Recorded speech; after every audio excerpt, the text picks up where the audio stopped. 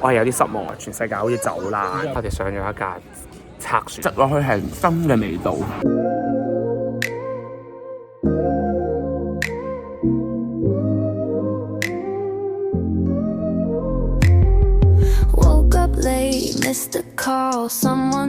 教先，等緊我一個好耐冇見嘅 friend，佢都啱啱搬咗嚟上海。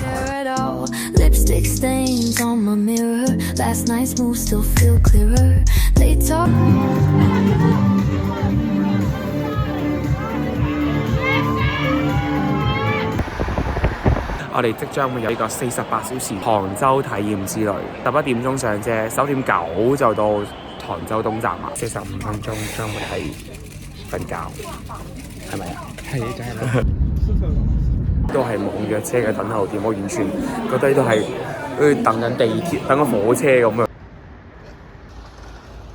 坐落係一個好多樓宇中間，但係好似有個 cafe 咁，但係其實係間酒店。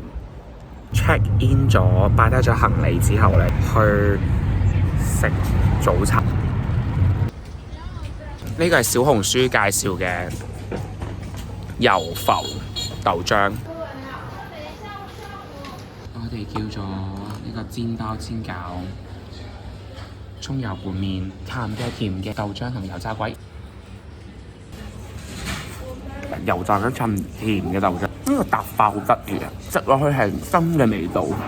仲嗌咗個小籠包，不過咧就好似蒸包。個油麵咧係咁多個入邊最好食噶咯。而且我係分唔到甜豆漿同鹹豆漿有咩分別。整體嚟講係不妨一試。我哋而家好似俾人趕狗咁趕咗上一架接駁車，呢架專車大嘅就係5至10分鐘。其實係去緊呢個靈隱寺，入邊係好多人嘅。我哋嚟到呢一個入口啦，天西唔知咩啊，咫尺。呢個咧就係叫做飛來風掃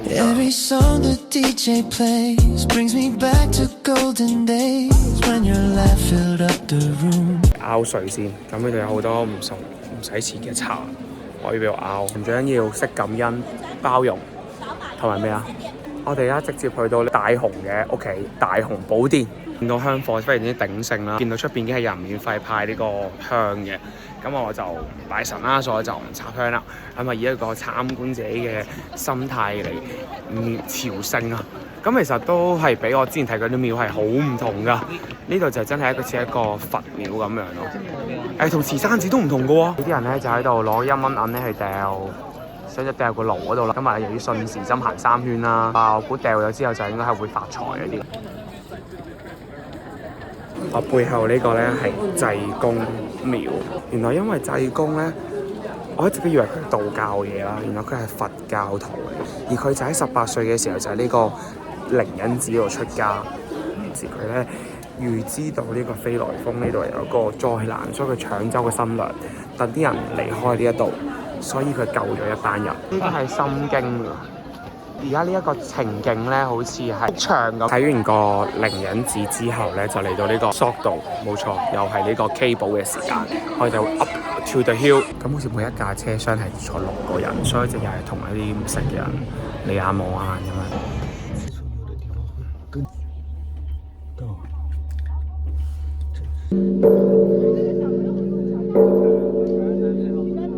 上到嚟第一個廟，天下第一財神廟。天下第一財神廟。睇完第一財神廟之後，而家我哋行夜山落翻去地下咯，全世界好似走啦。呢係18斬加撈汁三文魚。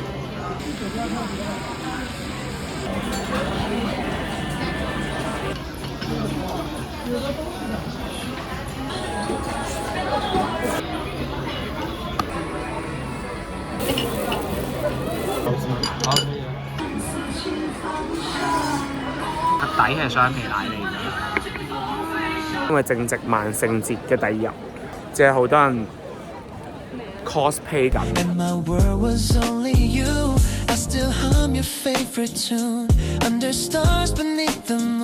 琴日咧喺上海其實係冇咩 Halloween 氣氛，我係有啲失望嘅，因為前2年係好精彩。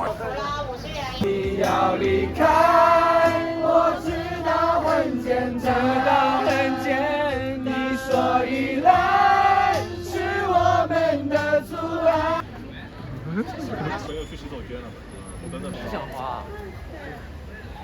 酒店食緊早餐，係好簡單嘅早餐，所以食咗好多隻蛋。我哋嚟翻一個住嘅 room tour，咁入到嚟咧，望住嘅就係咁大嘅電視，之後街景嚟叫醒。咁就嚟咧就有張雙人床啦。咁喺室內嘅設計非常之簡單而精緻啦，都係啲木材 design 或者元素。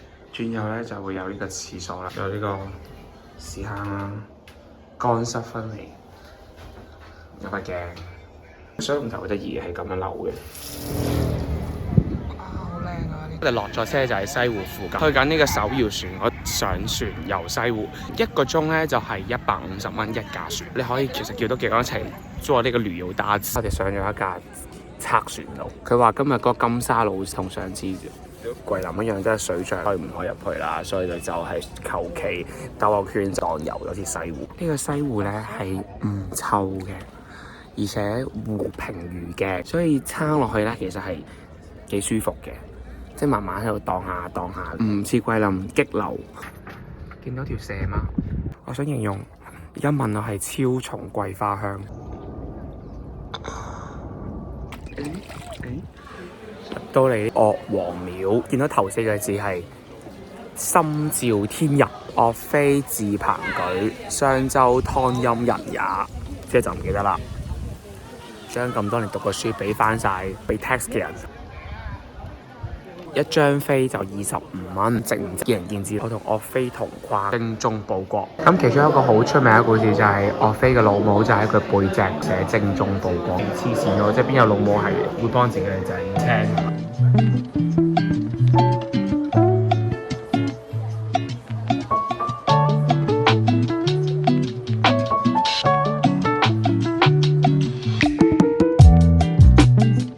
我哋而家就會即將行呢條蘇堤，西湖度一寸都係風景。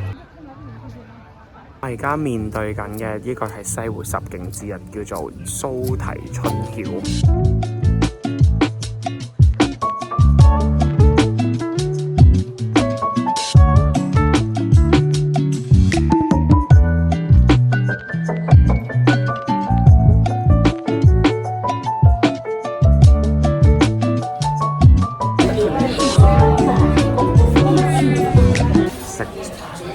韓幫菜，好似都係啲連鎖嘢。菠肉啊，甜炸嘅，軟軟地係茄子嚟㗎嘛。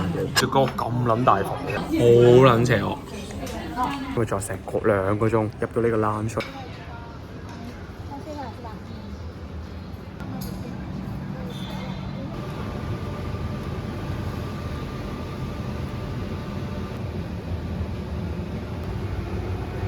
即係我求其攞咗啲晒啲雞飯菜啊，咗個魚蛋湯同埋兩啲 sparkling water。You were never just a choice.